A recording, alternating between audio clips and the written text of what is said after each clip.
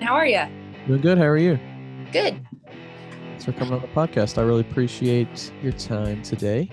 No, not a problem. Thanks for having me on. I know it's been a little like trying to get together. So Yeah, it's good. It's good to really finally get to have you on, and especially with your success in the sport and just kind of the evolution or whatever you want to call it, kind of getting to watch that. It's been really cool. thank you. It's an evolution, is to say the least. I think there's more adversity through the evolution, but we made it. So There you go. And that's funny you mentioned that. I think can't remember if I was watching something on YouTube or whatever, but it was kind of along the same lines of like it's kind of like one and the same. It's you can't have one without the other because if you're constantly succeeding, are you really evolving? Are you really getting better? Or is it right. just are you kind of riding what you've already done? And so yeah, it's kind of funny that you mentioned that. Yeah, that is I think it's more of when those adversities come, what do you do in that situation? I Yeah. think that is probably I think the difference between most people that are really successful and the ones that aren't. I actually did a post just the other day about what you do in that situation when there's adversity. Do you say, life's not fair, and okay, well, that just wasn't meant for me because now there's a roadblock? Or are you that other person that goes, okay, there's something in the way, or there's something that's making this more difficult or making this harder to achieve? Do you sit down and then, okay, these are the options, or do you just go, well, life's not fair, move on to something else? So I think that's kind of how you evolve, is how you deal with the adversities that come along the way. So because if you look at, in anything, in career, in bodybuilding, in a sport, most of those people that are successful have this story of, they started something, there was a roadblock, there was adversity there. They even stopped what the passion was to figure out these other things that are going on that were roadblocks to then move forward. Most of the time, the people that are really successful have those stories. They're not like, well, I just started it and it just went great and I'm here. Like, normally, I mean, I haven't met that person, but if I find that person, I need to know their tricks. But I kind of came to this realization a couple weeks ago, and I try to not. I'm a very positive person, but I am more like a realist. So I'm not negative at all, but I am also a realist when it comes to certain things. It's just very black and white for me. I think more of that is my healthcare background. When I was managing the lab is very policy driven. You did it or you didn't. There is no gray. It's very, you did it, you didn't. So that is how my life is. I'm going to either do it all the way or I'm not going to do it at all. There is no in betweens. And I think it's kind of funny now. Everyone's been asking, so now that you're a pro, like, are you making a lot of money? Are you like, no, I haven't made a cent. Like, to even get to that level, you're just forking out. I mean, because the higher you get, the more it costs. So for me, I haven't made a dime on being a pro. I mean, I have the name, but like, but the thing is during that time, I had to do show after show after show, paying a coach, paying a coach, paying. I mean, hair and makeup I did, but still getting my hair done, buying the makeup, buying the tan, renting the suit, doing the shoes. Like, for what? To not qualify again? To not go pro at a different show? Like, so but I knew I was that caliber. I knew I had that. I just wasn't the right timing. There were things I needed to work on. I didn't come in as conditioned at a certain show that I knew I should have. And I learned from that. So it's kind of like what you're saying, like, well, we know it's not this and that, but at the end of the day, you, I've had to, I haven't really, I mean, I paid pretty much to get this title, to be honest. And it's funny because, you're an amateur for a long time. You do amateur local shows and then you qualify and then you go to a national show. and then you go pro, and then pretty much you have to start over. So to go to the Olympia, I'm going to have to do how many shows to get enough points to go to the Olympia. So now I'm kind of starting back over. Like, I'm going to have to do so many shows again. So I think people kind of don't understand, like, the evolution again, like the process of how this works. Like, I'm a pro and I worked really hard for that, but now I'm kind of starting over if that's the route, you know, we choose. But yeah, it's not it's worth it and all those things, but it's not like now I'm a pro. They just, you know, they just send me, you know, I have gotten some endorsements, which I'm really excited about. And those have been a long time coming. So yes, the title does help me, but I'm not, you know, not making boatloads from it. So When you turned pro, were there any things that any thoughts like that initially hit you? Like, you know, once I guess it kind of, you know, you win, you become a pro, the all kind of wears off a little bit. Did you yeah, have any thoughts that like hit you like, oh, I didn't realize that I was going to feel this way about her. I didn't think about this aspect of turning pro, anything like that? for me, I feel like I'm more beast mode Becca than I am a pro, because to be honest, I held myself to that caliber way before I was a pro, because I knew what I had inside of me. I knew the work ethic I had. I knew the physique I had. And so I feel like I'm more beast mode Becca because I've built that. When I turned pro, I still just felt like I was beast mode Becca still. I didn't. And then when I went to the Texas Pro to cheer on one of my teammates, I think that's when it hit me, when people were coming up to me and they didn't know me as beast mode Becca. They knew me as the girl that won Vegas. I think that's where it kind of was like, oh, geez, like Whitney Jones is coming up to me. Like, what? Like, they don't know beast mode Becca. They know the girl that won Vegas. So that kind of hit me. But again, like, I live in Springfield, Missouri. So it's me, another guy that's a pro in IFBB, and one other physique that's I. So for me, to be honest, when I won the Missouri in 2020, everyone thought I was a pro here in Springfield. Like, you did it, you went. I'm like, what? Like, so to me, I'm just beast mode Becca. Like, yes, I'm a pro, and I shout it. I get it. Like, I have the sticker on my car. I wear the apparel. Like, I drug my family. I spent thousands of dollars. Like, I'm all about it. But at the end of the day, I'm still just beast mode Becca. That's just who I am. That's I'll shout it from the rooftops that I'm IFBB pro. Some people find it. I have the belt. I have the whole thing. But at the end of the day, I'm still beast mode Becca. It's just who I am. So For you, does it, you know, moving along in the sport and, you know, having more success and you kind of gain that, this is kind of looking into the future, you kind of gain that notoriety that like you're saying, people don't know you from, they just know you from the sport. They know you from you winning.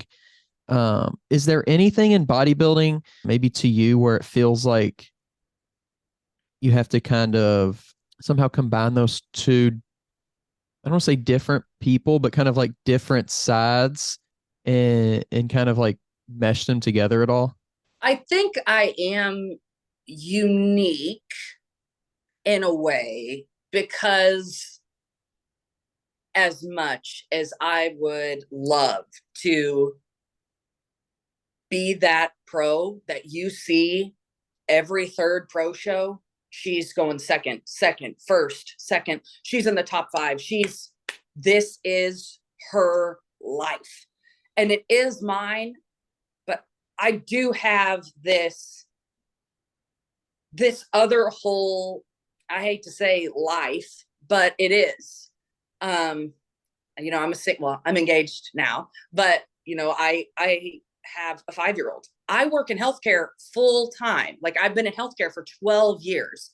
So I do have this other, not identity, but other caveat of life that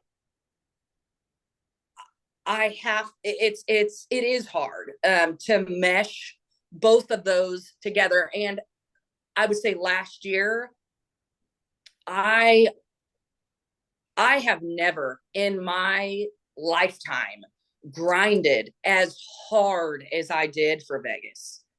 And it is, and you should be, every show, it should be harder because you're moving up in caliber. So those amateur shows, everyone kind of has that same look. Now at a national level, your first call outs, everyone looks like a pro up there. It is very, I mean, I haven't seen many national shows. It's like, oh yeah, yep. No, it's down to the wire close. And so I knew after Charleston, I had 10 weeks to grind, and I thought I was grinding previously. No. So with that, I'm doing that, but I have a full-time, very large healthcare role that I'm doing. I train clients on the side. I have a 5-year-old. And so with meshing those lives together, it is very unique because I do love, and I would love to have the capacity to do that full time, to go to shows, to work closer with to do all of those, to work closer with my sponsors, to do all those things. But also at the end of the day, I love what I do in healthcare. I work in quality, as you probably know and seen. And I really have worked for 10 plus years to get to where I am in healthcare. And to be honest, I am a single mom at this point, and to find stability for my daughter in something as frugal as bodybuilding and the sport, and to rely on, sponsorships doesn't make me feel comfortable inside. Do I know my worth? Yes. Do I, at this point in my life, that's not a route that I can fully invest my whole self into. Could it be something? Yeah, but I do. I have goals for my career as well in healthcare. And I'm still slowly, moving. So bridging those together right now, another part of me is I want to make sure I'm continuing to enjoy that aspect of bodybuilding. And you do get burnt out. You do, especially with me last year, going through almost a whole year of being in prep. I really wanted nothing to do with it. I'm done with the food. I'm done with the training. And what I should have done, and I'm seeing now, I should have taken more time off, but you don't. Everyone says you do. Don't go to the gym. The next day you're in the gym. It doesn't matter. It's just who you are. But then like a month or two later, you're like, okay, I really need my break. And so I just want to make sure that I don't lose that piece of bodybuilding and being a pro and coaching and enjoying that lifestyle piece. I don't want to also lose that. So where I'm at right now is they're twined, and I'm enjoying it. And I'm being able to kind of figure out, time that I put into that,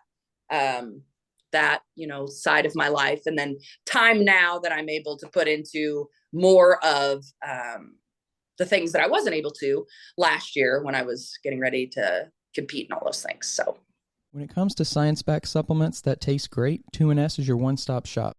They truly maximize quality by making their own supplements in-house. With over a combined 90 years of experience, 2NS's team of industry experts has a commitment to research, quality, development, and innovation. The body is sacred, so give it the best. Check out all 2NS has to offer at secondnaturesupplements.com. That's 2ndnaturesupplements.com. Does it ever feel challenging to you? Because bodybuilding is a very kind of individual thing. The work that you put in is kind of up to you. You get to decide how intense you want to be about it. Does it ever feel like sometimes it's hard not to turn off that intensity, but to kind of like shape that intensity into something that's productive in your career, and it's something that's productive in your, in your family life? Does it ever feel challenging to kind of like utilize it still, but also make it work for what you're doing in that moment?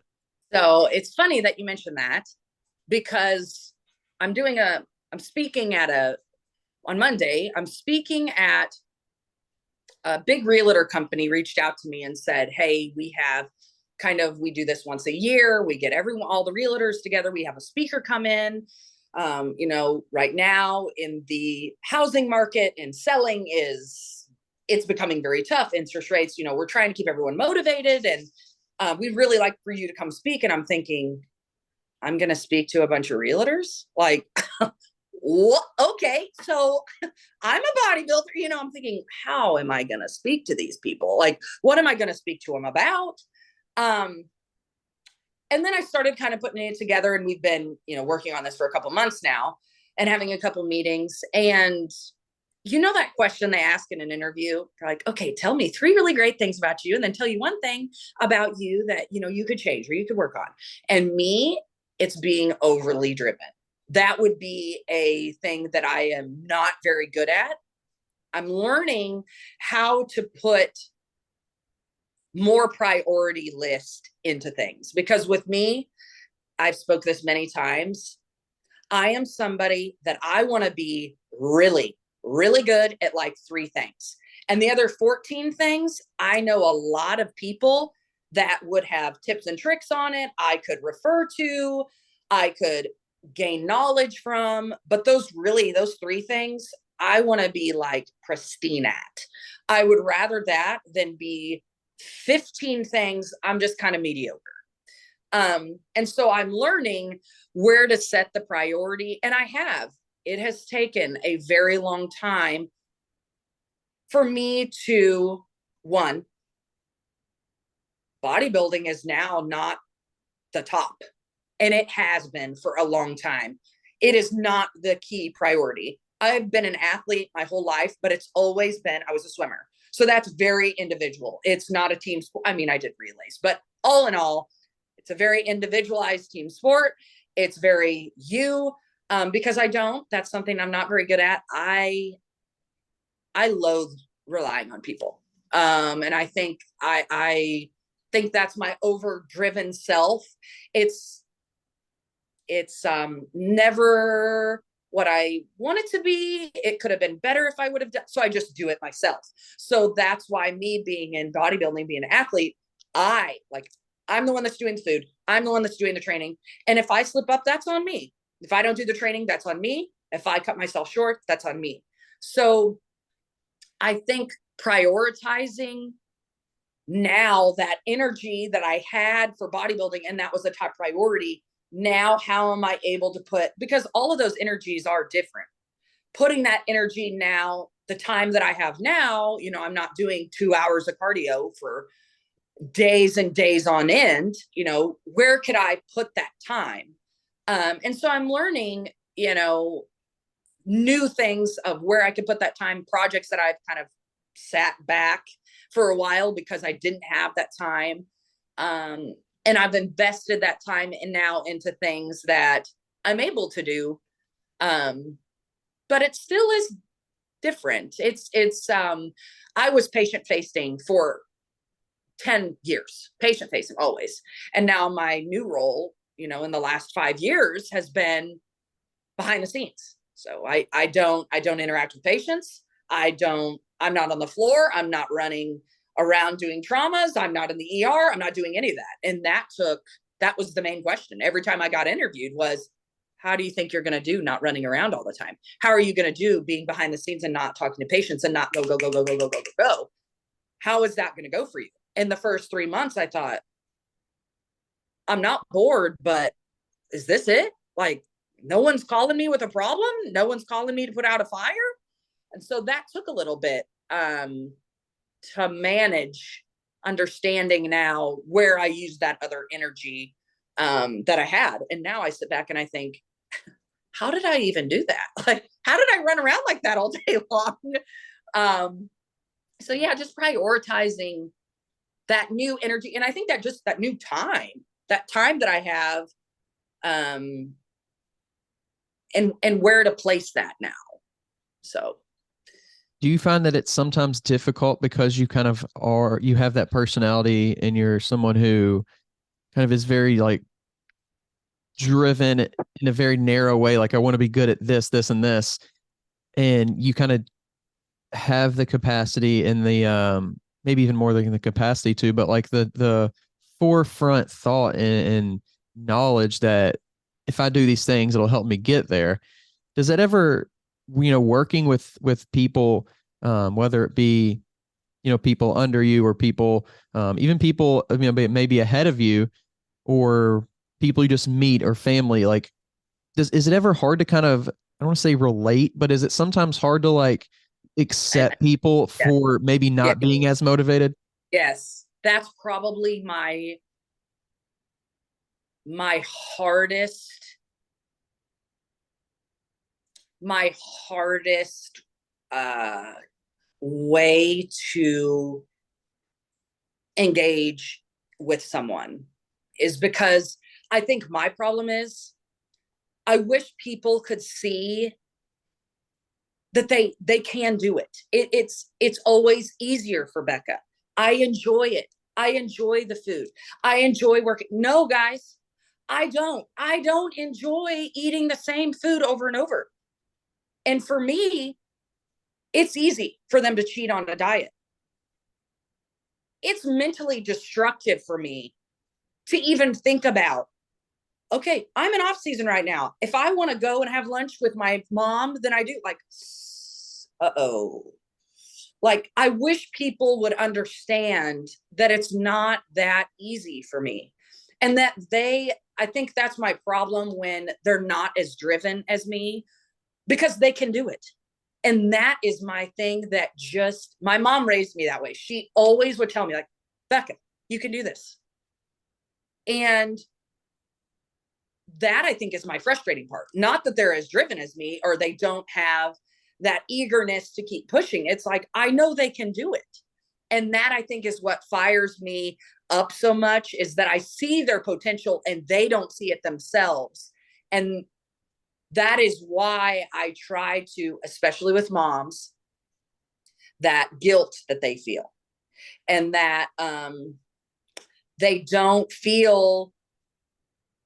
truly don't feel like they are worthy enough to put time into themselves, because they are having to give all of themselves to their husband or significant other and their children and their job and the house and the food and they do have that other place, because I feel just moms are super creatures. And that is why God made us the way they are, and made us be able to carry a child and do all those things, is because we are kind of superhuman people. And because you think back to, like, 23 years old, and you're getting up at 11, you're going to class, you're exhausted, and now I'm like, how did I even do all of that? Like, now I'm working full time, I'm training clients, I'm working weddings, I'm like, that girl, she don't know nothing. Like, I got this, And so I want them, I think that's what frustrates me. Like, my clients, they're in the gym, and I said, okay, we're going to do dumbbell rows. And they go pick up a 30-pound dumbbell. And I'm just like, what? Okay, go grab the 65. Well, I just wasn't sure. I'm like, grab it. And then they do it for 12. And I'm like, see, you can do this. And I think if they had more of that inside of them, that, I think, is what not bothers me. Just I wish I could show them and share with them that, one, it's not easy for me. This is extremely difficult for me. It's just reversed. And number two, you can do it. Like, be realistic, but you can. And the moment, I've seen this so many times, the moment they let that go of, I don't know, I stepped on the scale. The moment they stop that, it's like, oh, I lost 2 pounds this week, or I didn't lose anything, but I just went and tried on those jeans because I wanted to, and they fit. Like, see? So that's, I think, my biggest thing is, like, you can do this. You can. I mean, I tell my 5-year-old daughter that, like, we're having trouble with her sleeping in the bed all through night. Taylor, I'm being hard on you because I know you can do this. You've been doing this forever. You can do this. And I think people need more of that. Like, they need more, but I think the problem is that so many people rely on someone else to kind of, they cannot go, listen, I may not have any support. People are so obsessed with someone just, you got this, you can do it. And I'm all for that. But at the end of the day, you're the one eating the food. You're the one that's training. You're the one that's getting up for work. You're the one that's doing all those things. So I wish that people would find more priority in letting themselves motivate and push instead of someone else. And then they go on a long vacation and that person's not there and they've fallen off. That, I think, is my frustration that I don't do very well with, is that so many people need this motivator, this person that's constantly pushing them, because that's what they're used to. They're used to a boss saying, do you have this project done? They're used to the kids saying, do you have dinner ready? They're used to the husband or spouse saying, is the laundry finished? They're used to that. And then when it comes down to the gym, no one really cares if you do the fasted cardio or eat. That's up to you. And the moment that no one really cares, it's like, oh, well, whatever. They didn't see it. But your boss, if that project's not done, they're coming after you. And that's the problem. That that's my, what is that? Like your number one pet peeve or something? Yeah. That's pet peeve.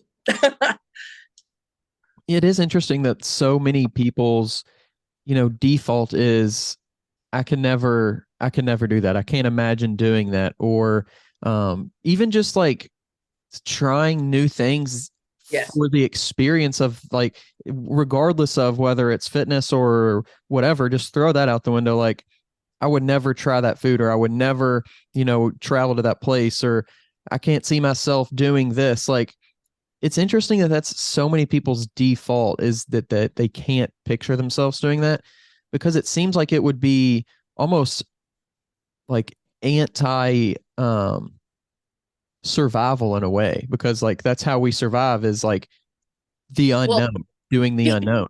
Yeah, people survive on being comfortable. The moment it's uncomfortable, we're done. So the moment we have to try new food, the moment we have to try new exercise, the moment we have to do cardio and now it feels uncomfortable, we're out. So the moment the diet goes down, the moment I feel hungry for the first time and who knows how long, no. And the thing is, no one allows themselves to be uncomfortable long enough for those changes to even start happening. Because I tell people, the moment you start feeling uncomfortable, changes are happening. The moment you start feeling comfortable, you're stalling. Because that is true. Think about it. Going into the gym or going into your workplace, or you're doing the work. Okay, you did the work. You came in, you did everything you needed to do, and you left. And you came in and you did everything and you left. And you do that. No, you're probably not going to move up in your career. If I did the same things I did, and I'm meaning in the gym by like the same 4 movements, never doing weight, never. I'm not saying like regular movements are bad. I'm just saying you did the same thing every single time. You would just be null. You would be the same. And I think that's the biggest problem, is it's not even trying new things. It's just feeling uncomfortable. People uncomfortable conversations, uncomfortable goals. People don't like to feel uncomfortable. I mean, you probably not, like an uncomfortable conversation you had to have with someone, or I know, just because I speak to it, because I've been doing it forever, like uncomfortable in your diet, uncomfortable in, 2 hours of cardio is not comfortable. Working out when you haven't had a carb in 5 weeks is not comfortable. But does that deviate me from others? Yes, because what I always say, and I said this my first show, and I said this forever, I say this to myself, and this helps me. I think other people would say this to themselves and it would destroy them. But I have always said, there are people out there, Becca, that are working harder than you. There are people out there that have a way better setup than you, as in family support, children, spouses, the whole thing. There are people out there that have a lot more money than you do. to be able to do this type of sport. They're not working 3 jobs on top of it to be able to do these things. So I can either dwell and sit in that, or I know that and I prepare myself for that. So that can go either way with people. They can either kind of say, well, life's not fair. People are out here working harder. Or like, okay. I knew in Charleston, they told me to come in drier. I was like, okay. And I came in Skeletor. I mean, I came in diced, conditioned down to the grindstone. So I think it just kind of depends on how uncomfortable is uncomfortable. And that's different for everybody. And it will become more uncomfortable the higher you get in whatever you are, in your career, in bodybuilding, in a different sport, in raising a child at 4 by yourself. I mean, that's not comfortable. Am I doing everything right? Am I supporting her? And I mean, that's not comfortable at all. What will people say? How will people view me? That's definitely not comfortable. So learning to be uncomfortable. Yeah. And along the way, of having kind of all of that discomfort and struggle, and was there ever kind of a questioning to yourself? Have you ever doubted the path, the journey? Has it been worth it? Is it worth it to continue? Oh, yikes. So in Charleston, that was it for me. I had a drug, because the thing is, as an individual, as this sport is very individual, really the people that are making it, they have this support team of abundance. And so my family was nothing but, listen, we get it. I know you've been wanting to do this. And so when I came in just shy, I thought, okay, that's okay. I knew I should have came in drier.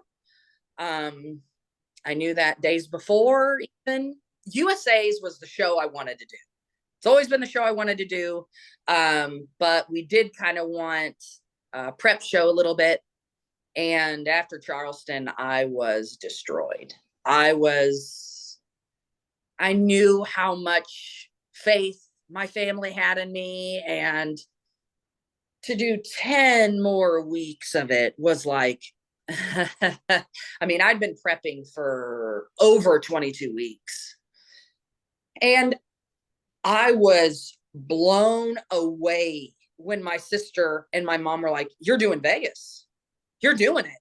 And I'm like, you guys, no. My boyfriend at the time was like, listen, we're here. Let's ride. Let's do it. My coach at the time was, and I'm thinking, yeah, it's easy for you guys to say, right? Like, yeah, we'll fly out to Vegas. Sure. Like, I'm still dying here, And so through those weeks, I thought, this is it. And I had promised my family, my little one, this is it. I will not, whatever happens at this show, happens at this show. And to my whatever I thought I was doing at the time, 3 weeks out, I decide I think it's best to switch coaches. So I did. No hard feelings either way.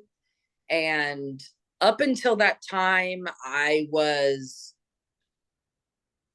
not a second guesser, because I do everything to full intent. So I eat the meals, I do the workouts, I do the cardio. If I check those boxes, I check those boxes. I've done that work. So I knew coming up, I was doing the work, and there were things that were just not going as planned, that I knew. I've been in the sport long enough now. I knew where I needed to be for USA's. I was looking at other competitors, and I was thinking, we are not 5 weeks, 4 weeks. So I made a goal to myself and to my prior coach. Listen, at 3 weeks out, we're making a decision if I'm doing it or not. I had invested other time looking at other coaches and things like that. And 3 weeks out, I was like, we're not there. We're not there. And at that point, I thought, I have drugged my family through 7 more weeks of absolute hell. I'm getting up, I'm training clients. I am not the funnest to be around. I am missing my birthday. I missed my mom's birthday. I missed my sister's birthday, in the sense of, I'm going, but I'm still eating food out of containers, and you're not there. You're gone. You're mentally gone. And I thought, God, I just keep, and they're cheering me on. They're about it. My whole family is, my boyfriend was, we're doing this. You're doing this, whatever. We're flying out there. I'd never been to Vegas before. And so I find my new coach, which I'm with now. And I said, hi, what do you think? And he said, oh, I know who you are. I've been watching you. Let's go. Okay. So now I've added on working with someone I've never worked before in 3 weeks time. And I'd never met any of the, it was all kind of a whirlwind. It was a brand new setup. And, you do preps and they really kind of stay the same. Like peak week normally stays the same. And so I've done that for years. And then I get to peak week and it is 360 difference. Water is different. Food is different than I've used to do. And I'm thinking, now what am I like? What is this? I'm uncomfortable, right? Because this is bamboozling different than what I'm used to. And then we got there and I thought, listen, you've done the work. You've done everything you could possibly do. And there is that feeling. So I've done shows where it's not that I could have done more, but you don't have that innate feeling inside. Like, listen, my hands are clean. And if I play 6th or 8th, you're never okay with it, but you are. And I think at that point, I knew that I would not compete again. I needed to take a break. Even if I would have came 2nd or 3rd or whatever, my body needed a break. I couldn't keep grinding like this. And so we went there and I knew that. And I think I just went into that show knowing those things. And I think that helped me the most. Just knowing that inside, that like I've done the work and I'm okay. I feel really good. And I think some competitors can easily say they've had that feeling. And then other competitors, they leave the show kind of like how I left in Charleston. Like I could do better.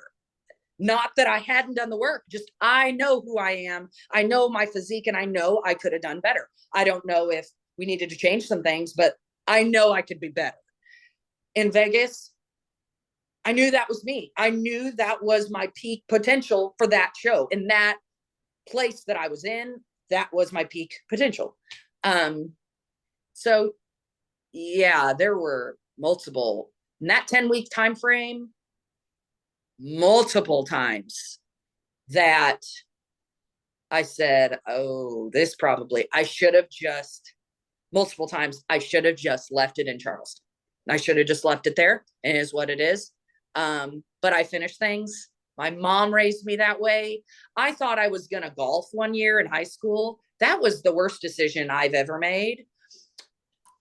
I am not a golfer. I am not really anybody that as a sport that has an object is probably not for me.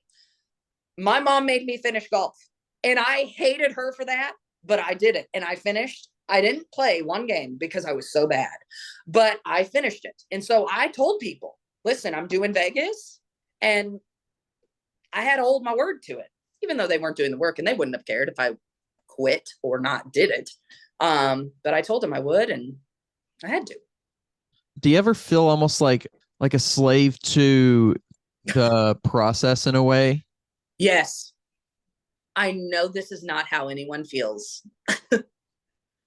After I went pro, I thought, I don't know how to phrase this either. I don't care what anyone thinks of me. I don't care if they think my lifestyle is weird. I eat the same food. I don't think that. But I do highly value people in the sport and how they view me. if that makes sense. So I really could care less of the 21-year-olds and all of those people, or the fitness gurus or whatever that think I'm on my high horse, I'm a pro now, blah. I really could care less. Now, I do highly value people that know the sport, even if they're not a pro, they've been doing it for a long time. I highly value that. And I think my biggest thing is I feel now that I have this title and I'm Beast Mode Becca, that I almost am a slave to that title.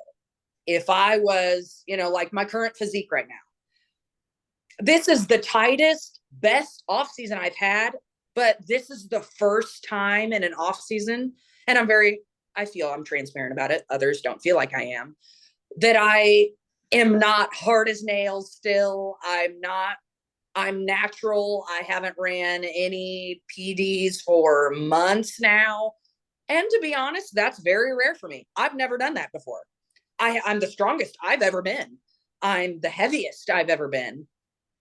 That for me, I feel like I'm not upholding this Beast Mode Becca image that everyone is so accustomed to. And I do feel like not a slave to it, but how will those people, do they think that this is the off-season bod I should have? Like, that's how I feel. And I felt that very much so in the last month and a half. I felt that way. Like, am I still in the caliber with them because I look the way I do? Because to be honest, everyone wants to see shreddy pictures. Everyone thinks that you look, not even, I'm talking like 8 weeks out, because that's like the prime physique, is like, I would love to look like 8 weeks out. That is prime. Like, to look like what I did on stage now, that's like Skeletor type of situation. But the thing is people still think you can, like, you're 6 weeks out. That's what I look like all the time. And that's what they like to see. So social media, I talked about this the other day, has really distorted so badly what the true evolution is of bodybuilding. And really, your prep is eat the food, do the workouts. The off season is what makes your prep body.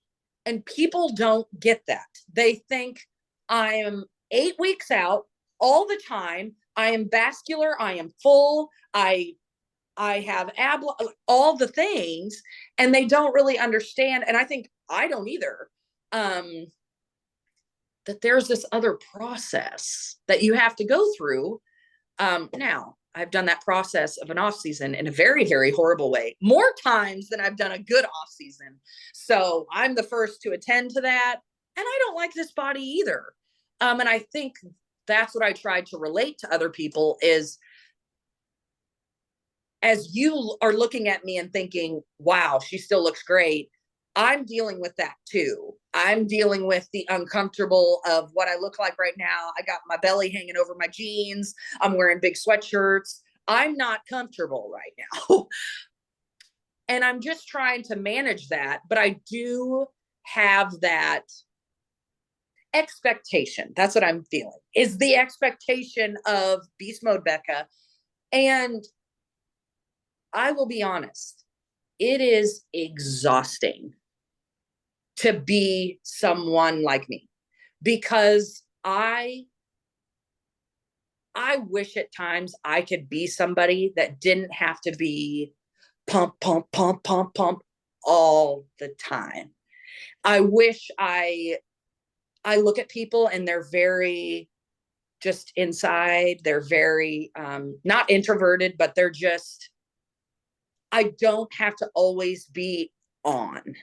And that living like that overdriven on all the time is exhausting. And that, I think, is what I'm trying to learn in the time that I do have. It's funny, like my mom will come over, I'll be working. She's like, are you okay? I'm like, yeah. She's like, what's wrong? I'm like, nothing. She's like, you're very quiet. I'm like, I know, because I don't have to be on. And I think my fiance has really showed me that like, I don't always have to be on. And that is exhausting. That is a characteristic that I wish I could change. And that I feel like is the standard that people hold me to. If I'm not on constantly, what's wrong? What's going on? Something wrong? I'm not allowed to be off. And the thing is, you play it.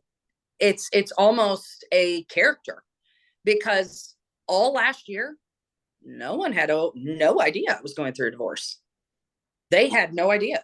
I was on constantly because, in a way, I've had to be. I have had to be my whole life. My upbringing was not. It was not fairy tales. It was at times scary, at times, and we put the face on. And my mom taught me that. We put the face on. I was a very well-known swimmer. My mom was PTA president. She was all the things. And we put the face on. And I've done that my whole life. And especially through all of last year, because I had to. I have a 4-year-old that's looking at me. The moment I sit here and I'm not mom mode, beast mode, it's all kind of one.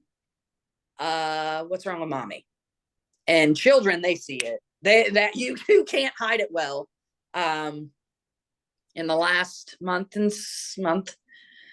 there are some things that have been going on that I put a smile in the face, and so that is, and for me, that's where my high performer comes in. So I've always been a high performer. I have a sister. She's 3 years older than me. And my sister is completely okay with who she is. She doesn't have to excel for anyone. She is one of those people that is completely okay with who she is. And she don't care what anyone thinks. And I don't either. But there are those people that, and her being that way, I knew I had to. I mean, my sister just very school, and we weren't going to overachieve in that. And so then I and then I just, okay, so I was an athlete, Elizabeth, so I just moved my way up, and then I got my master's, so just moved my way up. And so I've just always been, that saying, it's okay to not be okay type of thing. And that's just who my mom was. That's how she raised me. I've always had to be on. She's always had to be on. And to this day at 35, she's on constant. And my sister, she's, she don't want to do it. She just doesn't. Yeah. And that's where I'm like, how do you do that? How do you do that? So it's a good mixture, but that's just how I was raised. And the thing is I know now what's wrong with you. So, especially I'm not going to, if they start to see that, I'm like, oh no, I just play it off. This episode is brought to you by Move Your Body Apparel, a Lexington-based, community-ran premium activewear brand that promotes the importance of daily movement. For the rest of the year, MYB is donating a percentage of every order to the Special Olympics of Kentucky. Save 20% off your first order with the link below, or use code TWR20. Online at mybapparel.com.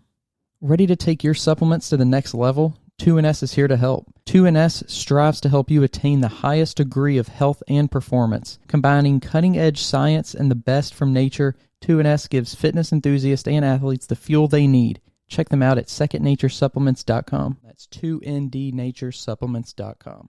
Does it feel almost like, whether it's to yourself or to others, does it feel like, always striving for more, always striving for a higher goal, doing this, doing that? Does it feel like that's almost like, kind of like, look over here at this, don't look at this stuff that's going on? That's a coping mechanism of mine. It's, I then have I can invest into something. And I just don't have to, not that it's not that I'm not worrying about it. It's just, we can just focus on that. And so, it's exactly what happened last year. I had to put a show on hold because I was dealing with some other things. And the moment that got figured out, it was like, hey, switch gears. We are prepping, because I knew I had to invest the emotional destruction into something, or I was going to, that I don't wish on anyone. That was destructive in so many ways. And I knew what was going to happen. And so I put that energy, and then you kind of just don't have to deal with what's going on. And I don't think that's healthy by any means. But I think for me, I think the hardest is, that's comfortable to me. Prep is comfortable to me. It is controlled. It's a controlled environment that I know to an extent. I know what the food's going to be. I know that is safe to me. Right. So that's why right now this is uncomfortable, because it's not safe. It's kind of, I get the meals, and then if I want a cheat meal, that I get 2 cheat meals, and it's not, I haven't checked in a month with my new coach. I have, it's very not lazy. It's just not as controlled. And there isn't right now. There isn't a goal. There isn't a pro show that I want to do, even if I may never do one ever again. I mean, and that's okay too. I know for that, there will have to be multiple things that will have to be in line for that. That is not the priority. And I have to be, I think that's where it comes in with, remember I was saying how I see people and I know that they can do the work. That's what's hard for me, when people come to me and my coach and saying, listen, you've got this. You could go on a pro stage, and then to not fulfill that is probably my hardest thing to deal with, because they see my value, they see my worth, they see that innate piece of me, not just my physique, but my work ethic and all those things. They see that, and I go, nah. That would be like one of my clients, I'm telling you, you got this, go and grab the 60s. No. I'd be like, no. You know what I mean? So that, I think, is what's hard for me, because I was always raised in, I hate to say this, but Becca will do it. If anyone can do it, Becca will. Becca will find a way. And so that's the expectation there that I hold. And so when people look at me and I'm maybe not holding the expectation they see of me, that is where I care about what people think of me. That, I think, is what's the hardest. So for you, being content, or like in a way of like, I might not get back on, step back on the stage, is there something for you that you're thinking about, or you've thought about in the past, like, hey, this is where I'm going to put this new energy. This is, we're talking about before, this new time. This is where I'm going to excel. And even though, because you can always look at it as like, I didn't achieve in bodybuilding, but that you could say that's okay, because that's not maybe where I was supposed to achieve, or where I wanted to achieve. As many people that can come up to me and say, you could have done this. Well, this is instead what I'm going to do, and use that energy and use that focus on. I think at this point, Taylor is getting to the age now, my daughter. She's 5. So there's starting to be more things going on. And I had in the back of my mind too, kind of what that looks like, when they're 3, there isn't school parties, there isn't, all those things. I don't know if you have kids or not, but you nieces. Okay. So the drill, you're not really Halloween trick-or-treating and all those things. Now it's like they have the birthday parties, and I do want to be, she's realizing more now. So, the other night we went for donuts is kind of our thing. And she goes, Mom, you're eating that? Mom. And then we went and got pizza, and she's like, we're all doing it together, because my fiance competes on the IPE side. So it was like, And so every night now, we going out to eat tonight? And I'm like, no, Taylor, we don't go out to eat every night.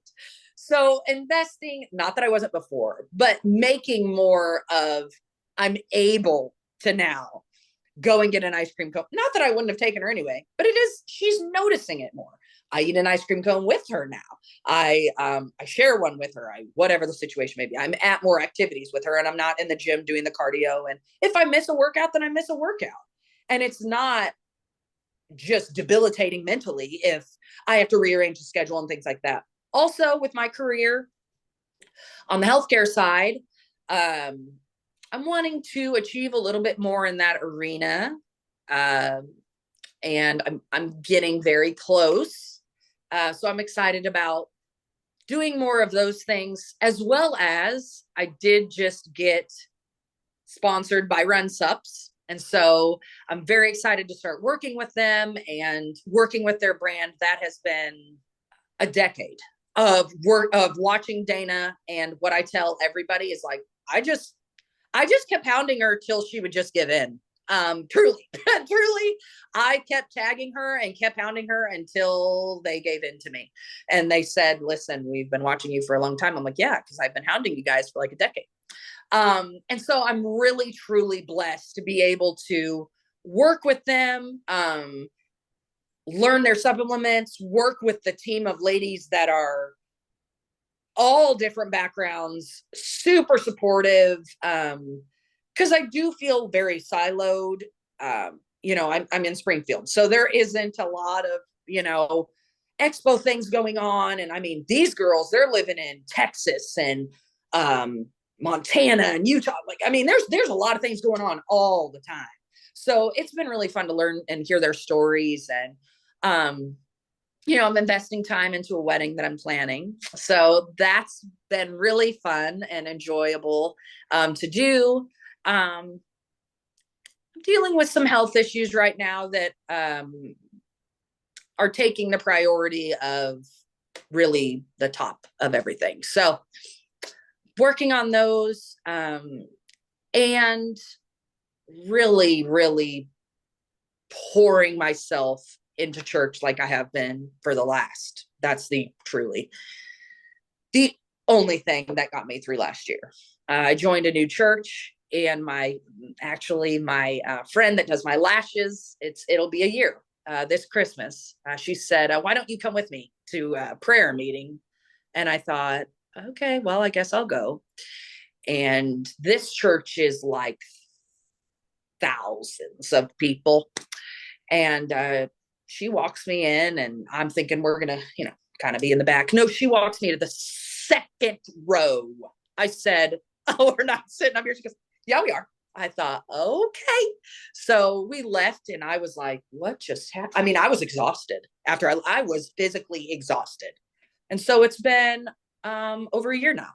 And I've really poured myself into that church and meeting new friends, and my fiance has, and so is my daughter, and really continuing that. And I've really put my full faith into that. And I've really enjoyed it. I have a prayer team now that I'm with. And so those are kind of the little things that I've been kind of putting my extra energy and extra time into my clients. They're doing great. And what I think my biggest thing is for them, they've all worked with me now for a year and more, and seeing that they don't need me as much. And I think to some coaches that would be like, oh, that's my goal for my clients don't need to be with me for years. Seeing that they're swapping foods out and they're doing workouts when I can't make it, and they're okay, and they feel that they are okay. That's my biggest accomplishment. Whether they've lost 2 pounds or lost nothing, they're able to, hey, I went out with my friend the other day and I couldn't get a hold of you, but this is what I did at lunch. And what do you think? And I mean, that to me is like the best part about it. And that hopefully someday that they're able to go, hey, listen, it's been great, but I don't need you anymore. And that to me is the biggest accomplishment. And I tell every client that I hope that you don't stick around for years. because then I'm not doing what I need to be doing. I'm not being the best coach for you. If you're still here three years later and we're still confused on workouts, we can't go into the gym by ourselves, we're still having issues with food, I'm not doing my job. So, right. yeah. Yeah. So as far as like the physical side for you, the workouts and things, obviously being a little bit more, maybe much more kind of liberal on what you're eating. How do do you plan on, keeping that workout side going and staying obviously maybe not as strict and regimented on that. Yeah. But do you plan on keeping it to a certain degree for that, potential return or for that potential, when you come back? Like, is there that thought as well? You're already saying come back. See, now I got you holding me accountable. I will always. It is who I am. I have learned that. I would spiral if someone came to my house and said, listen, Monday through Friday, you're not gonna prep one meal. You are going to just have to figure it out. You will not have any chicken ready, no rice. I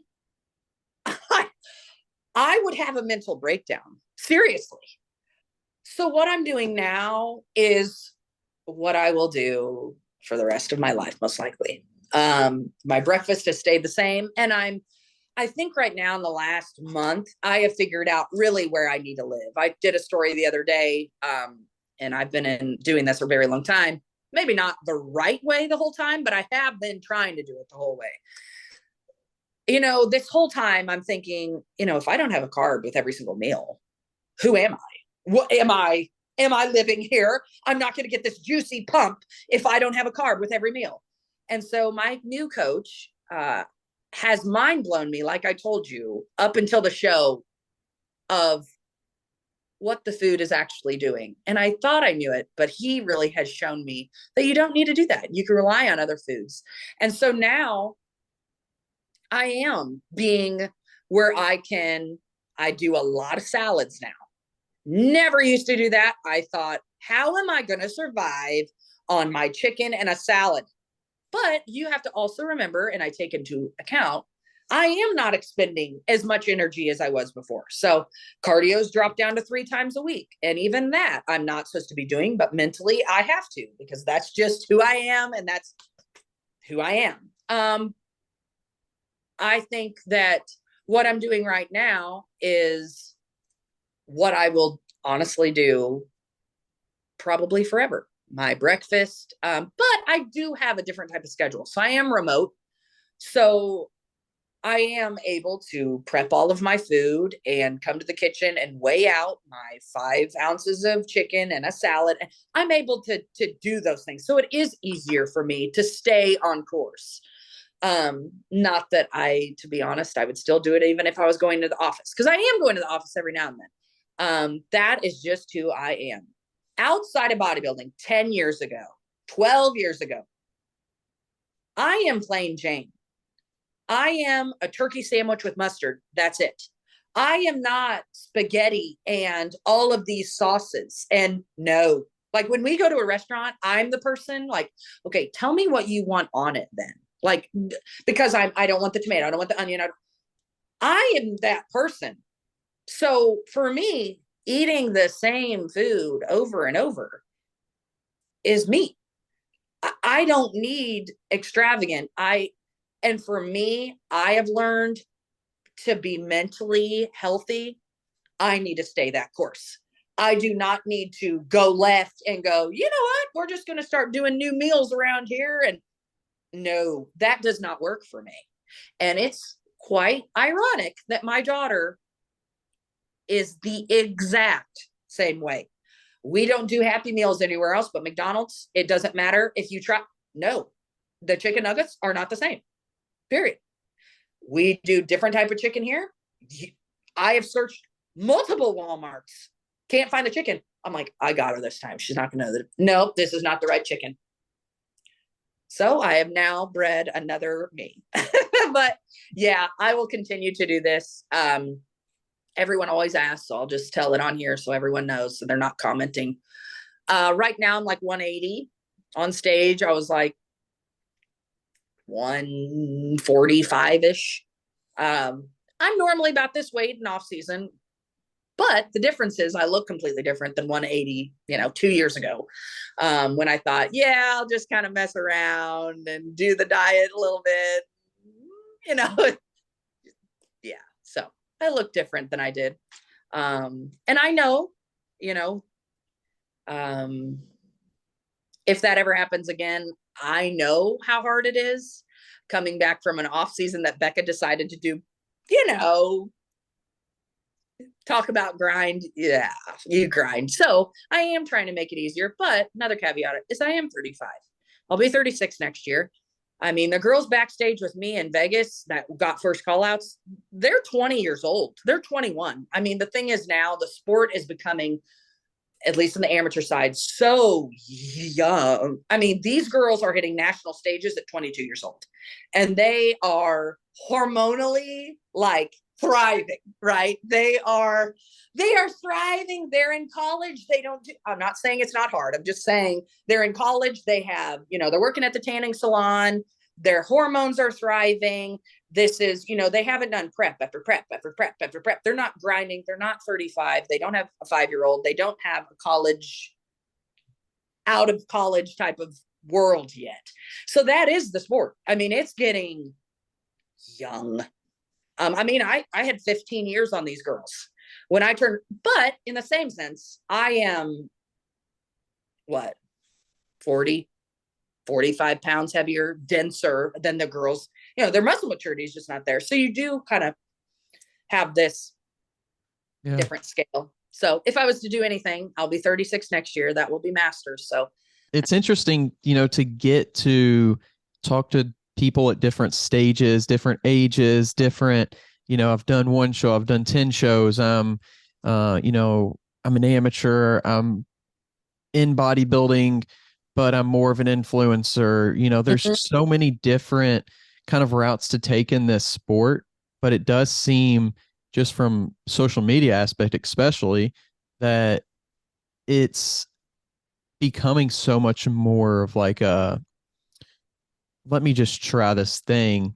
It seems like 10, 15, 20 years ago, bodybuilding, before social media, it was much more of it's definitely a niche still, but it's becoming more of like intertwined with fitness more, and intertwined with like taking pictures and social media and going to the gym and getting content and things like that. That is my nemesis.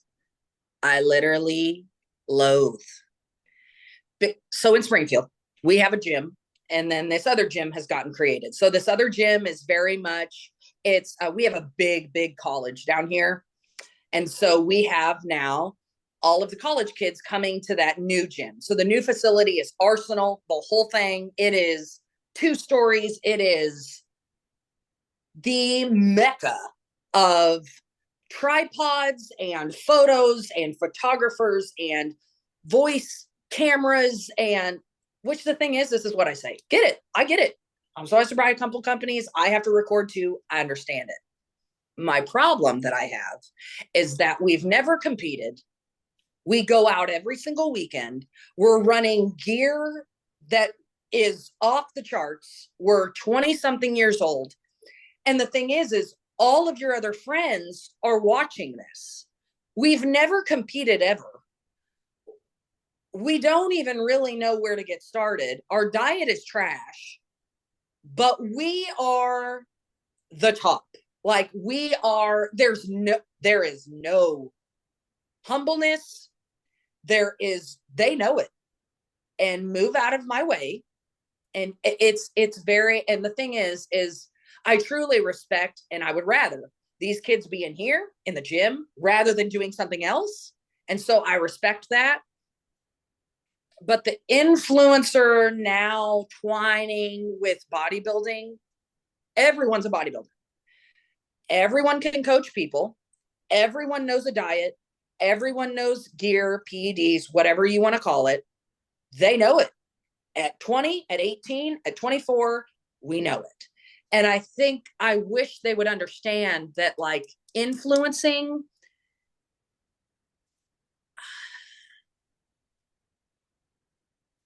I think at my older age, how hard I've had to work through school, that is stability to me.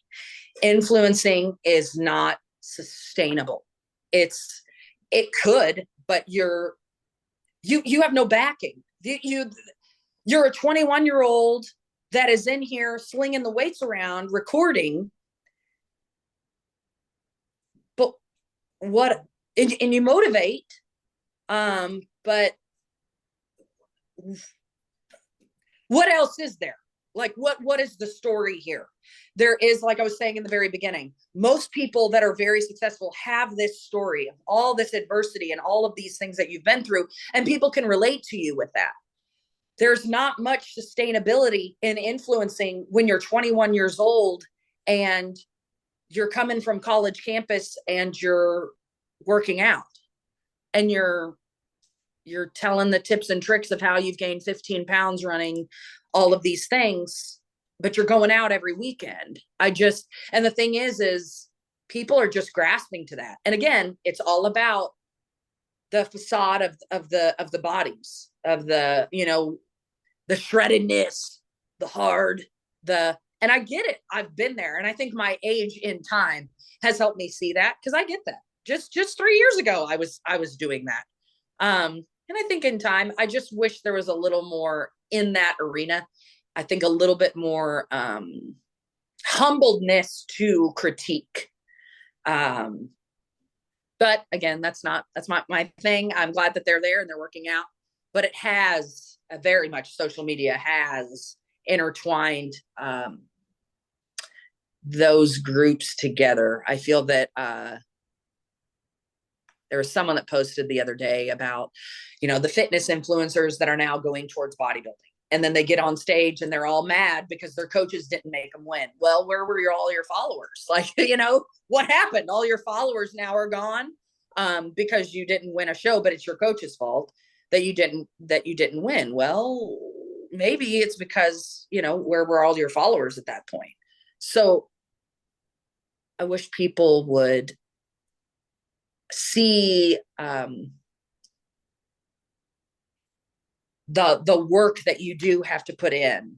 I mean, I have multiple times people come up to me, how long have you been doing this for?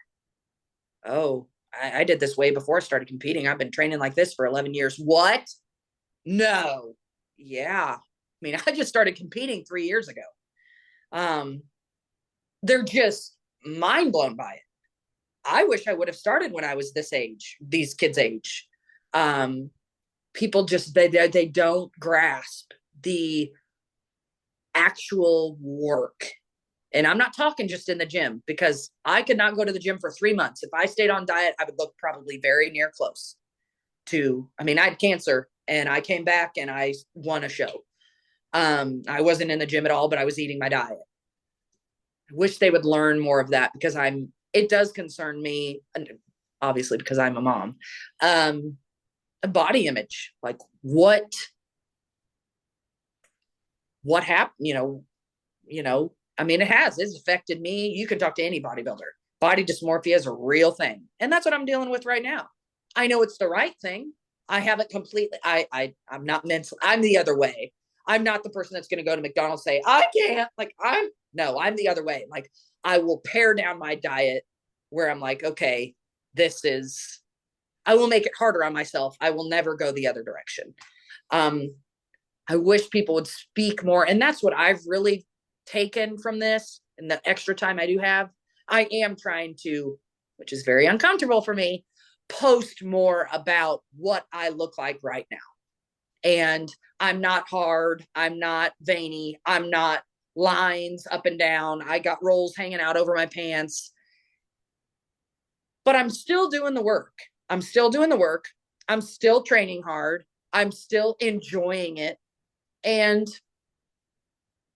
I think more for me, I'm posting it because I know this is uncomfortable and I know that's the place I need to be in to be successful and to help other people, because I don't think it's talked about enough.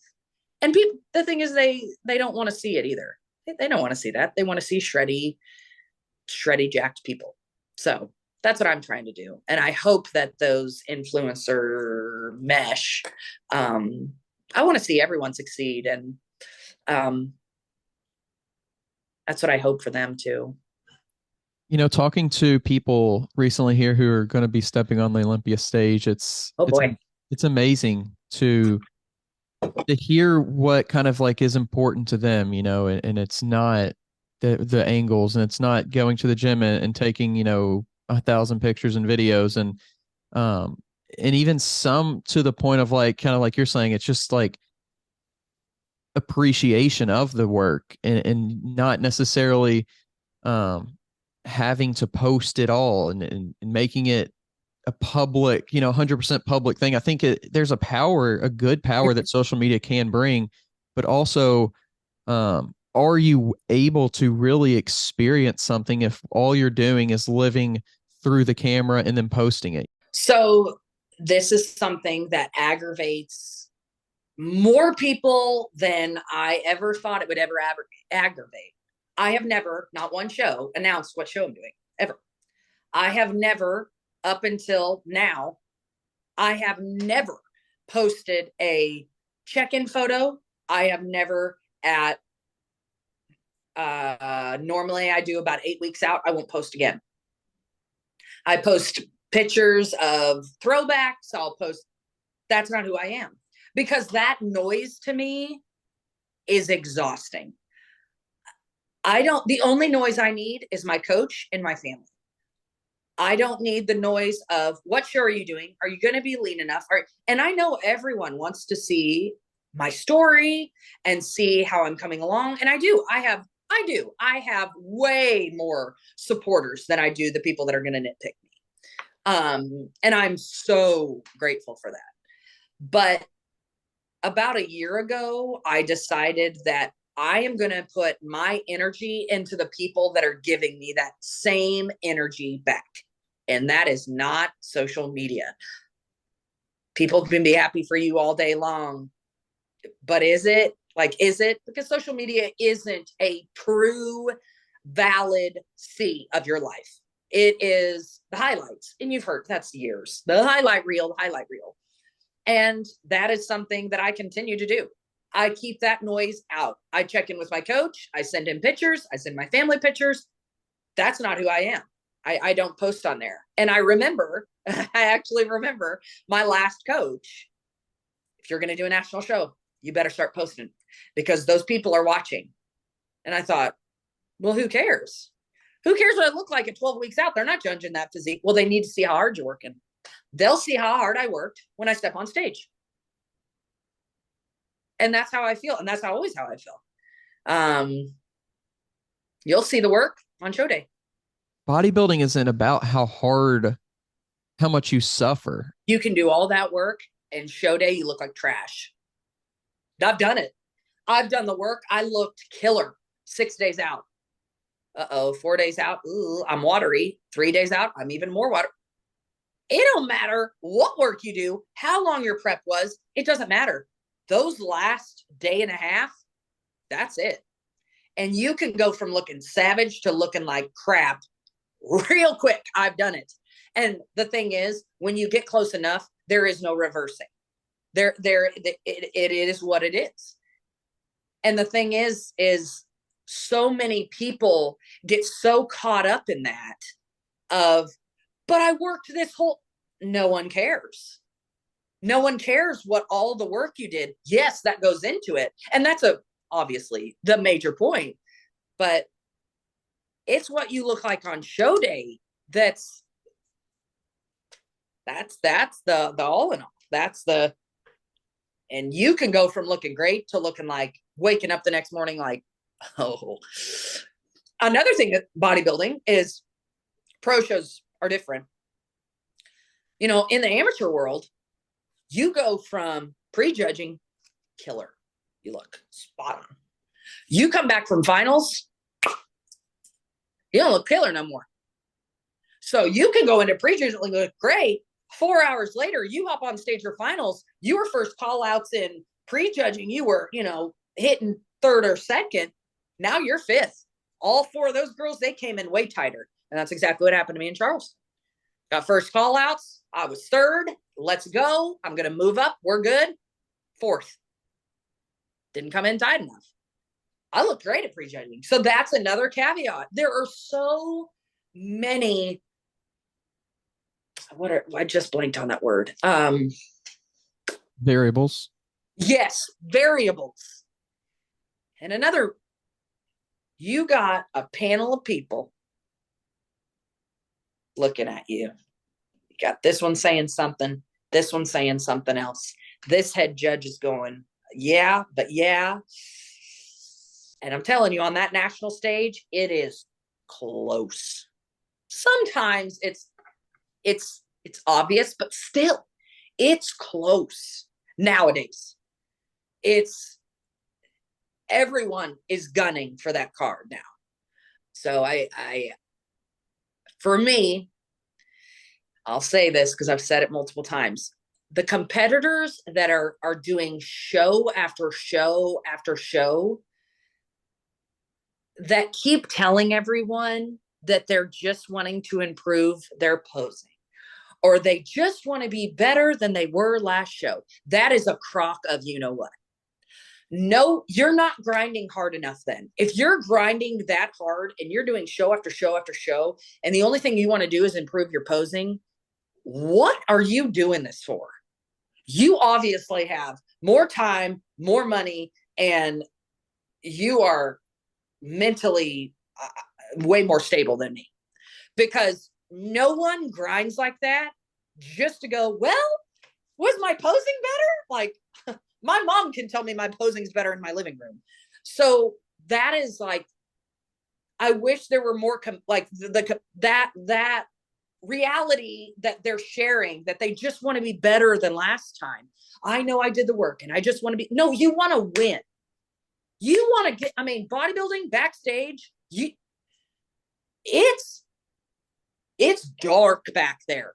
You come in as a team, you got 5 or 6 girls that you've seen at multiple shows. You are friends with them on Thursday, not on Friday. You're friends with them, but I'm ready to beat her. I'm not ready to beat myself and have better posing. Like, no, I'm ready to beat everybody. That's the point. I've drugged my whole family just to be better at posing. I think that's my problem. Is like, I wish people, I want to win. I want that card. And if I don't ever compete again, then that's fine. I got what I came for.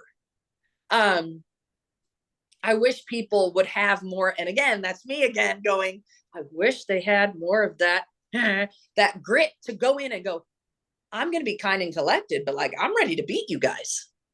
Do you think that's a result of the sport becoming more popular? Is that more people kind of are getting into it? And maybe even too, with new divisions, to where you kind of mentioned that, oh, I've been training for 11 years and I just got into bodybuilding 3 years ago. Now it's kind of like people get into bodybuilding. Not even you're in or competing. And then they go and work out instead of working out. And then it's like, oh, I might be, let's try bodybuilding. Do you think it's kind of some of that? I think that people, and I give them this, anyone can do anything they put their mind to. I'm very much on that. But there does come a place, bodybuilding especially, that it maybe not be the sport for you. I found out that golf was not the sport for me. Volleyball was a sport for me for a long time. And then I got into swimming. I loved volleyball, but it just wasn't the sport for me. And I don't think people respect the intentional work you have to do. I'm in the gym, I'm doing glute thrusts, I do a lot of squats. I'm now a wellness competitor. And now I'm going to start coaching people on diet and getting shreddy and having huge glutes and having huge quads. And I'm going to get a really small waist. I wish people would value the work that it takes to get to that level. And again, I love that you're getting into something, you're putting your heart and soul into something. But to actually be good at something, you've got to learn the sport. And this isn't a 9-month, I've gotten into it and now we're going to compete in 2023. And then we're just going to find out what class I land in. we've only been training for not even a year. It's just, I wish people would value the work and the dedication and the time and the investment and the priority that it has to take. I was just talking to a mom the other day. She's competed in the past. She's finally mentally okay with food. She has gotten to a good place with food. She reached out to me. Okay, I'm going back and forth on competing again. Can you give me some thoughts of how I should be thinking about this? I really want to do it, but I'm at a really good place with food and a good mental place with food. I'm not saying that bodybuilding does create a different lens of how you look at food. That's all I'm going to say about that. Just creates a different lens on food, because we could go down that rabbit hole. And I told her, I said, well, where's the priority with bodybuilding? What other things do you have going on? Bodybuilding has got to take a front row in your life. And if it doesn't, not saying that you can't succeed. I'm just saying that is the priority it needs to take for you to be successful. It took a front row seat, but I had 18 other things that, were touching it. But bodybuilding has got to take a front row seat for you to be successful and to live of the longevity of the sport. And that's what the ones that I'm seeing are so young, and they really don't have, because now all of these young kids are now coaches now. So all of these young competitors are now going to the young coaches that have no backing. What I tell everyone every single time, if they're looking for a coach, look at their competitors. Don't look at the coach, look at the competitors. Are they full of bikini girls and you're a wellness, or you're a physique girl? That makes more sense. How many physique girls do they have? Are they full of guys? Like they have 3 girls? Stop looking at the coach and look at the clients. They have 2 clients that are competitors. The rest are lifestyle people. Probably not the route to go. I have multiple clients that reach out to me. Hey, I want to do wellness. No, I don't specialize in that. I can't give you that. Here are some good coaches. I refer them to someone else. 1, I don't have the bandwidth. Number 2, competitors are not. I have 1 competitor. We're very close. I'll keep it at that. I don't coach. I don't have the bandwidth, and that's not fair. Could I coach them? Yeah. Why? They deserve better than that. They're giving me money that they've worked hard for a product that I can't give them. So that is very frustrating that people are so bamboozled by, they're not getting the results they want, but they have never stepped on stage. They have not trained long enough. They're going out every weekend. People don't understand that, like, my diet didn't change for 6 weeks. Literally, day of show, I am doing the same food I was doing 4 weeks ago. And backstage, people were looking at me like, she is eating whole meals back here. That was, I remember, I kept asking Shane, like, are you sure I should eat it? Okay. Are you sure I should be eating it? Eat it. They don't understand the methodology around the food, around the training. I ate the same food, the exact same portions for 6 weeks. Nothing changed. And they're so fast. Should we be changing something? Is it working? Well, I'm just not tight. You're 17, 18 weeks out. Again, I was that person 3 years ago. I'm not saying that I wasn't that person. I was. And even up until showdown, like, oh, I can't believe I'm eating these meals. Like, because I didn't know better. And now I'm learning that. But I had that coach that had hundreds of backing behind him, that it made him credible. It made him credible that I could go, listen, he knows what he's doing. These influencers are not credible. Are they doing the work and they're getting results? Yes, they are. And that'll work for some people. But for some people that are really wanting to take this bodybuilding as a career, that's not going to cut it.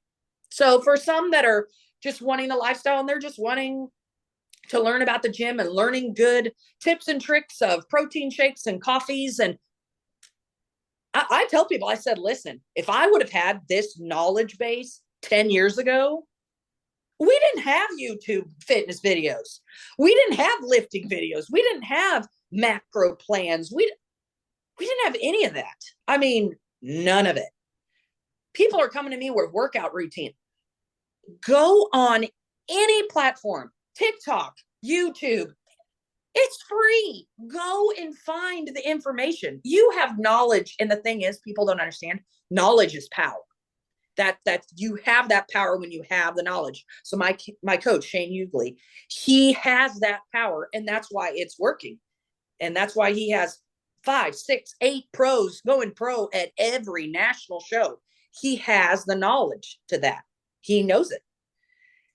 People need to learn the knowledge so that they have that power, so that people do come to him going, man, you're kicking out.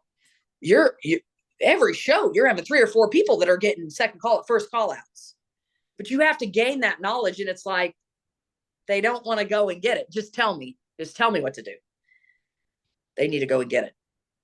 And do you think that there's going to be any response from, IFBB or at any level, the NPC at any level of like,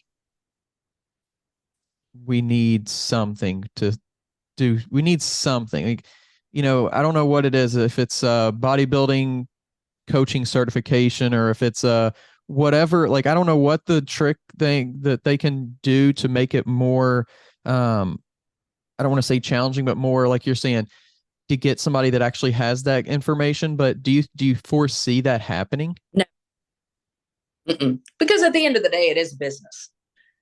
The more influencers they have, the more people compete.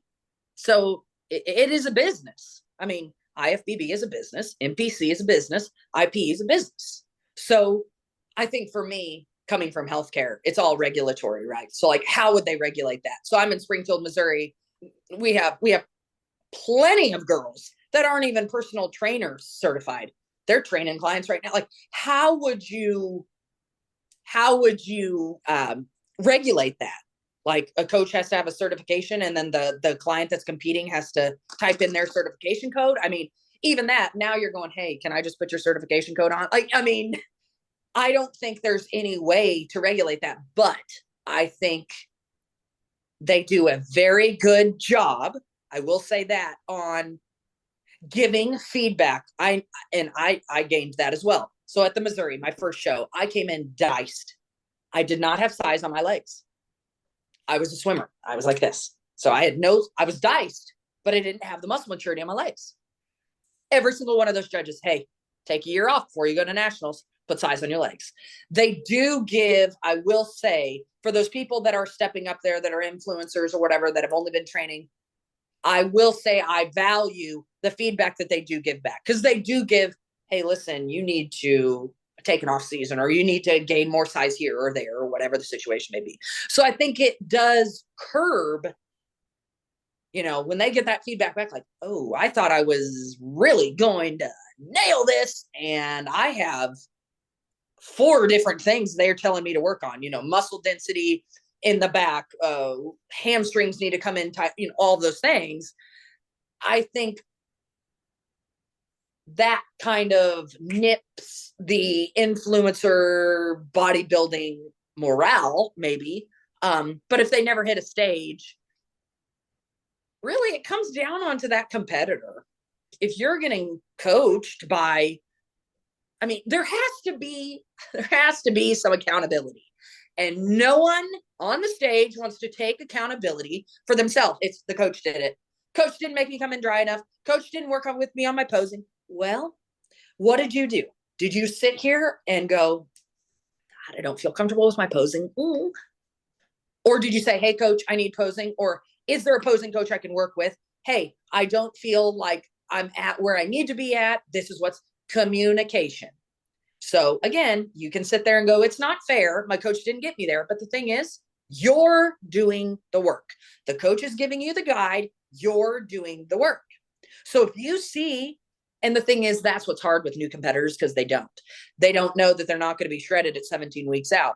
They know they have 17 more weeks. They don't know that information. But the thing is, the coach needs to also say, this is where you need to be at. Or, hey, we're not at where we think where I know we need to be. Let's make these changes, or let's not make these changes. So that person has to take some responsibility and accountability for themselves too. And the thing is, if you do have a coach, I'm telling you, they know the moment of that check-in. You don't have to tell them anything. I remember my old coach telling me, did you not get all your water in after a cheat? He knew it when he saw me. Or I forgot to send my weight. Oh, I know what it is. You're up 1, or you're up 2, or because they have that knowledge. They have that power of, they've done this a while and they know it. So I hear, well, I can't afford a pro coach. I can't afford someone that has, okay.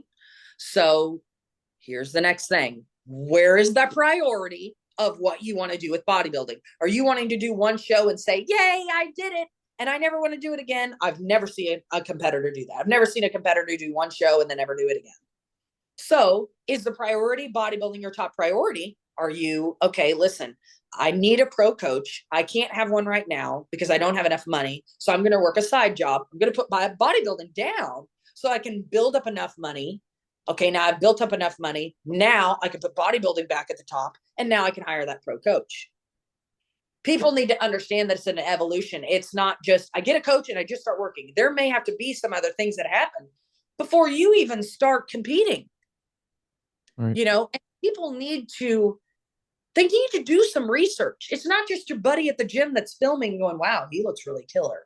I wonder if maybe he could coach me and get me like some meals. Like, no, do some research, do some work, go out on social media, look at some pros, look at their coaches, look at where they started as an amateur, do some homework first. But see, no one wants to do that. They want it now. They want to look shredded now. They don't want to do the work. They just want the sparkly suit. They want to get up there and win, and they want to be shredded. And that's just not how bodybuilding is. And that you can't be sustainable that way. But I've learned all of that, because that is something that you just want to get in and you want to do it. And now it is at the forefront of everything. Yeah. Bodybuilding very much, and influencing is very, very big. It's a big business, and it's thriving. And I mean, the thing is, the young kids, they have the time, they have the bandwidth, they have the other college kids, they have that to support them. So again, I'm thrilled that they're in the gym and they're not doing other stuff. But I just want them to make sure they're respecting the process. Yeah. In a world where everything is available instantly, it's still, the body is still one of those things that you can't rush it and expect it to, you can maybe rush it a little bit in terms of, using certain things, but at the end of the day, like you said, it has to be sustainable. It has to be something that is gonna, if you're serious about it, it has to be something that's gonna last for 10 years, for 15 years. It's in any, like, it really just comes down to young people doing young people things and learning the lessons the hard way, I think. And the thing is, the more adversity they have, the better they will be. Because you do learn from those. And I think the more in bodybuilding, the more, or in career, it just in general, I really rely heavily on gaining that knowledge from other people that have done it. So what have they done in the past that has worked for them? What situations did they have to get out of? All of those things I've learned and grown from. And sometimes they're like, listen, I've never been in the situation like you have. And you trial and error. And with the process, just because you're in that process, it just may not work for you. I mean, bodybuilding is you're trusting this process, but in all, this body just may not work. Like you can do all of the things. You can do all the food, all the working out, all of the diet, all of the protocols, all of the other extra things. Your legs just may not get lean enough.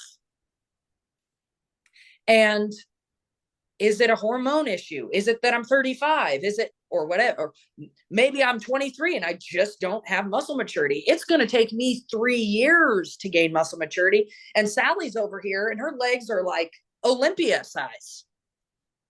You know, my legs have been my nemesis because I was a swimmer. Glutes are great.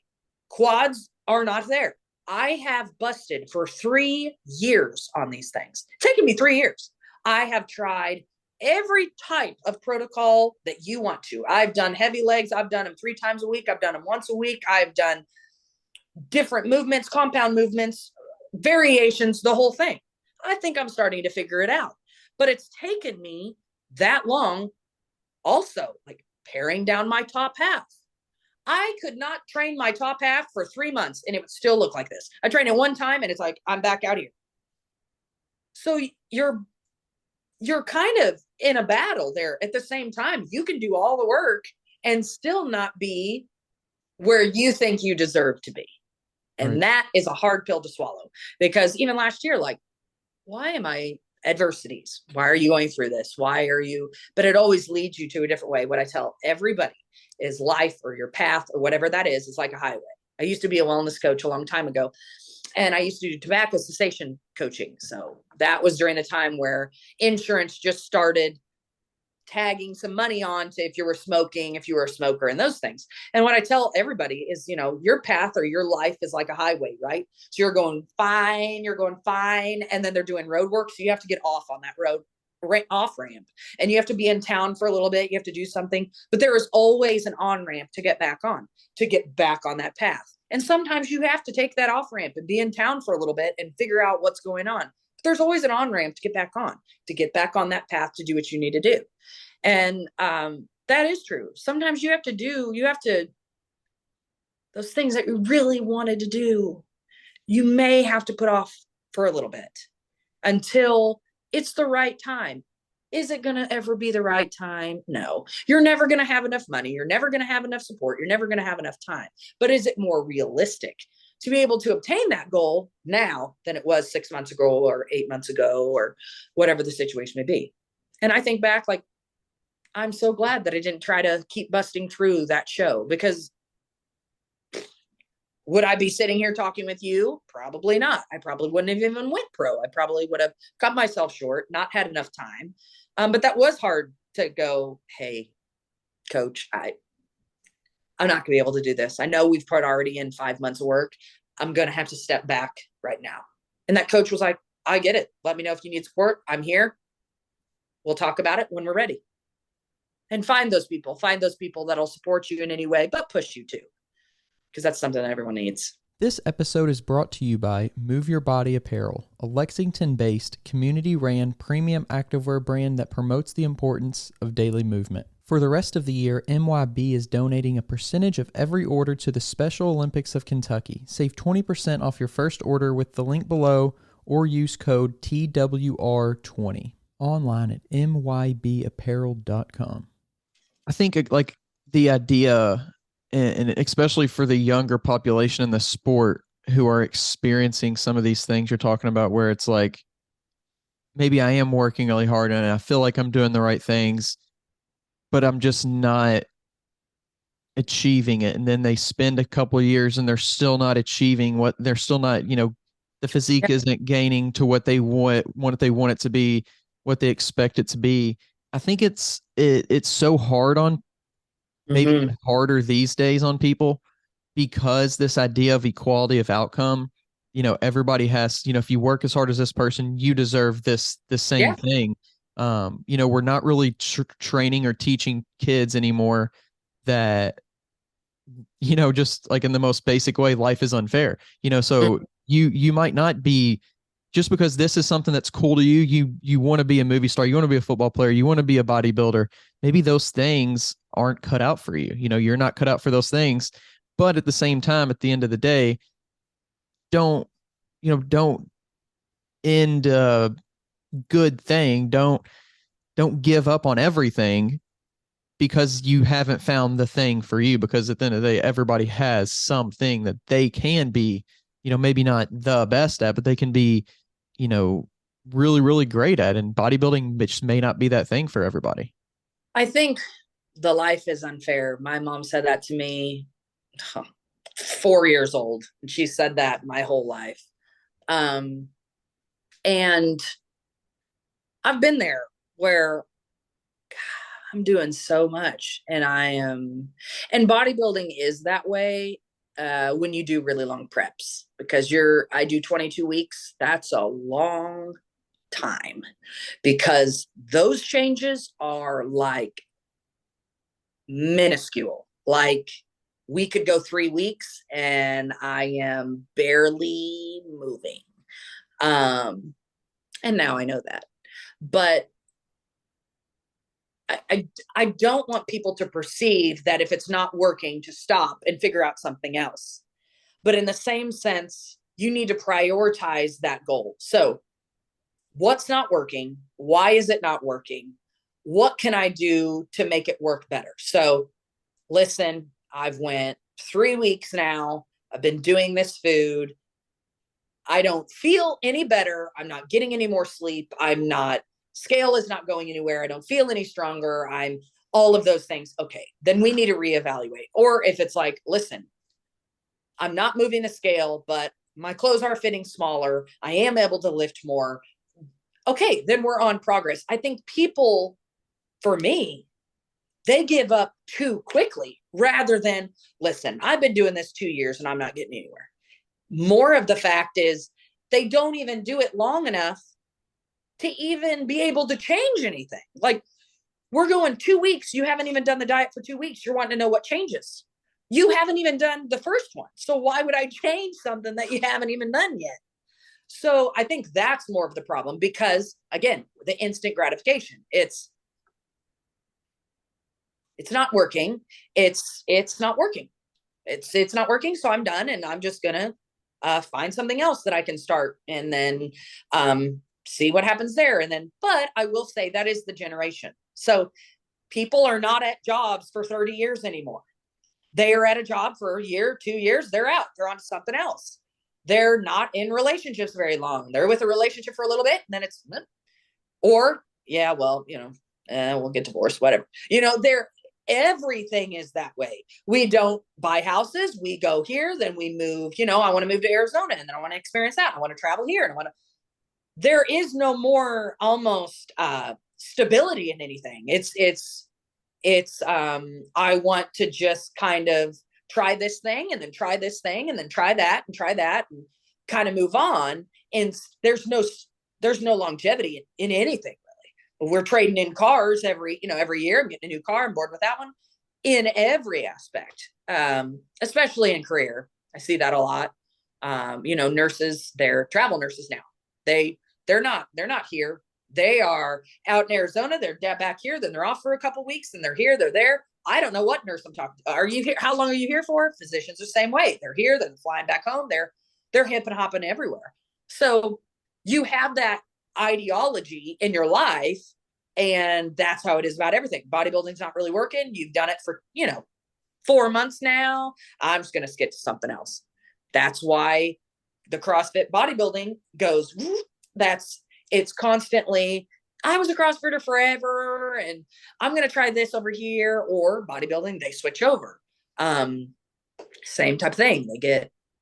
People just get, they don't get bored. They just want that instant. And that is not bodybuilding. That is far from bodybuilding. I feel like that's more of the piece is, the people that you see, again, stick with it. And, but you do have to know, sticking with it for so long, like, okay, there's something off here.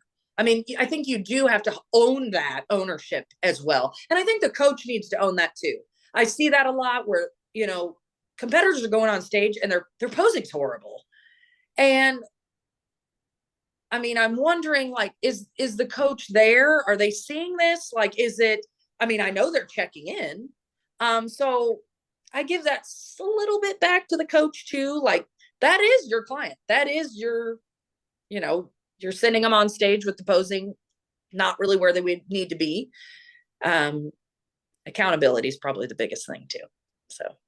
Yeah. And I think understanding too, like why you're doing it. If you're doing it Yes. to win, it's different than if you're doing it to have fun. You know, like if you're doing it for fun, you know, do it to have fun, and that's fine. 100%. But I'm telling you right now, the people that are doing it for fun are not winning. Right. I mean, It's two different kind of journeys. Yeah, it is. And that's okay. And I'm completely okay with that. Someone getting on stage going, listen, I've lost 50 pounds. I wanted to do this. I wanted to get on stage. Great. I'm glad you did. And I'm proud of them. But I'm telling you right now, the people that are in it to win it, they will win it because they hold that to a different level. They've put that priority here. And the person that is doing it to have fun, they're probably not putting that priority there. And you see that time and time again. You see it where, you know, they did it and they had fun. But I'm telling you, the people that want to win and then they don't win and they come very close, they're not coming off stage going, I did it. No, they're very upset and they will grind until they get it. And that is the mentality that you have to have. And I will tell you, even at the national level, no one's messing around backstage. I'm telling you that they aren't. And it doesn't matter what category you are. You can sit there all day long and chit chat with fellow competitors that you've seen in the past and we'll all put the smile on. But I'm telling you, they're not thinking I'm out here doing it for fun. They have grinded their butt off for weeks. It's expensive because all national shows are somewhere else. They're Vegas, they're Florida, they're everywhere. You're flying to go there. You're exhausted. You've drugged your husband and spouse and everybody else. These people aren't out here to have fun. You also got things in your body that is not chipper. You are ready to destroy. So, you don't see many national level competitors going, we're out here to have fun. Not these days. I mean, it's so close now. These people aren't having fun. Amateur shows, yeah, you see it. Yeah.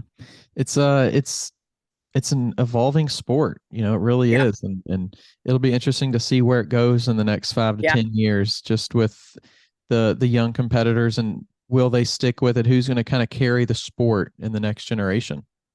Yeah, I don't know. I truly don't know. The Olympia will be very interesting this year. I'm very interested. It'd probably be the most interesting this year. To see where everyone lands. I'm interested. Yeah, so. That's what I've heard. It's just like not necessarily a changing of the guard per se, but like a changing of like, yes, like it's like a splitting almost of like eras and just what's going to happen. Yes, there are a lot of new bucks in town. I'm telling you, it's going to get interesting this year. I think a lot of changing of the guard. You are 100% right. It'd be fun to witness. Actually, get to go out there. You do? Yeah, we're gonna go out there with the podcast, and so. Oh, that's so awesome! I'm really looking forward to it. My first time with the Olympia, first time with Vegas, so just the whole experience is gonna be crazy. It's gonna be a lot of fun. That is amazing. Good for you. That's so cool. We're thinking maybe next year. We can't this year, but maybe next year we'll go. Yeah. But yeah, it's been really good getting to talk to you. I really appreciate your time. It was cool to get to, to talk about the two kind of different, the evolution of you, the evolution of sport, just kind of the whole thing. It was a really good conversation. I appreciate it. Yes. Thank you. This is probably the best podcast I've had because it's like good. You have good questions. It's not like, so what's your diet look like now? I'm like, oh, so it's been wonderful, like actually chat with somebody. So thank you so much for having me on. Yeah, 100%.